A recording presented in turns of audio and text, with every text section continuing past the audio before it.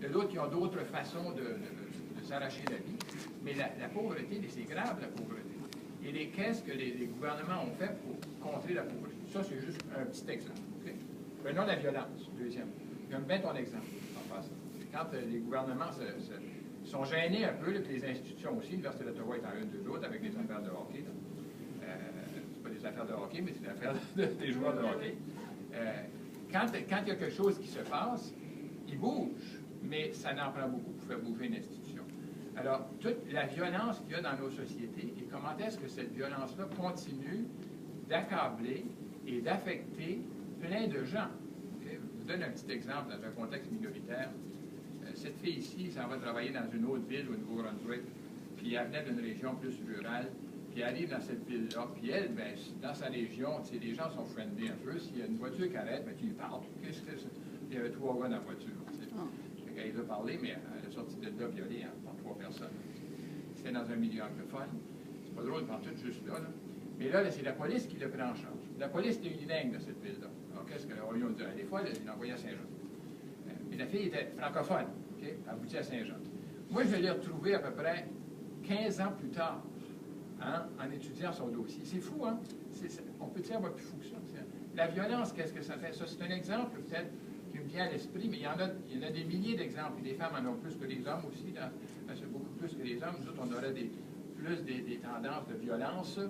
Et les femmes, c'est des victimes de violence. C'est presque ça, comme ça que c'est divisé dans nos sociétés, malheureusement.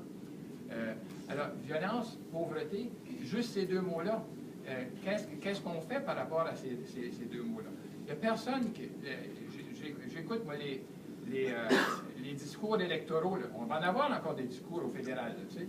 Y a-t-il quelque chose pour l'habitation des pauvres? Il n'y aura pas grand-chose, sinon rien pour l'habitation des pauvres. Des logements primodiques, etc., des logements abordables, peu importe. Quelque chose pour toute l'assistance? Non. Il va y avoir des réductions d'impôts, mais ce n'est pas pour vous autres, les étudiants, ça. Soyez-en bien sûr. C'est peut-être pour vous autres quand vous allez avoir 25 ans d'emploi, là, ça va vous bénéficier.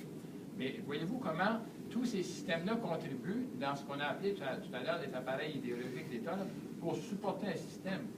Alors que les pauvres, qu'est-ce qu'ils font? Il n'y a pas beaucoup de choses. C'est ma première petite réponse.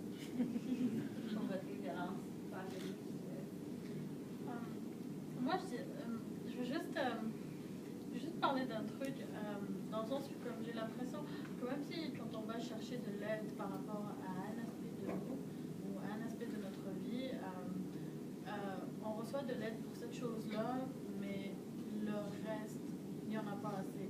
Dans le sens que comme nous sommes un être, okay, on est une entité à part entière, notre identité est basée sur une intersectionnalité de plusieurs choses.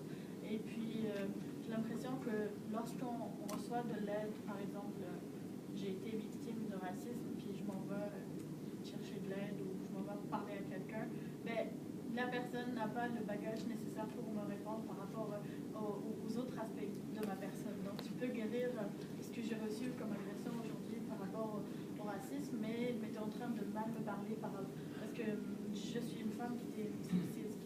Mais c'est vraiment un exemple comme ça, que vous imaginez dans la vie de tous les jours, ce que vous vivez. J'ai l'impression que même quand on essaye de faire du bien,